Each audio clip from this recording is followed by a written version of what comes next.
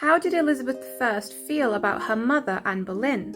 Elizabeth was just 2.5 years old when her mother, Anne Boleyn, was executed for high treason against the King of England.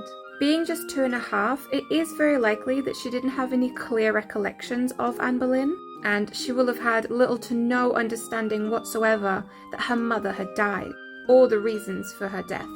But she did notice an immediate change when her status quickly dropped from princess to lady, as well as the many other changes in circumstances like her many tapestries and furniture being removed and many of her household leaving her service. The little girl is even recorded to have asked, "How haps it that yesterday I was princess, but today my lady Elizabeth?" As she grew up, Elizabeth obviously learned all about the Anne Boleyn scandal, and Elizabeth was smart enough not ever to flaunt her connection to Anne Boleyn. However, it is believed even in childhood that she had a very strong affection for her mother, and sometimes she made that connection very clear.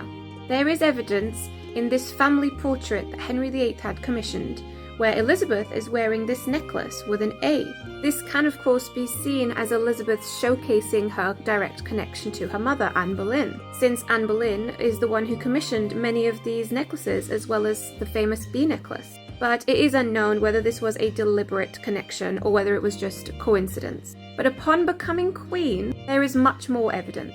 One of them being that Elizabeth included Anne Boleyn's falcon emblem into her own coat of arms in 1587. But the most powerful and the most beautiful of all the evidence is Elizabeth's checkers ring. As you can see opened, there are 2 miniature portraits hidden inside, one of which is clearly Elizabeth I, and the other above is wearing a French hood, and therefore it is widely believed that that is Anne Boleyn. This ring is thought to have been one of Elizabeth's most treasured possessions, and I personally believe it is because it held a secret image of her mother, and she wore this ring for most of her reign.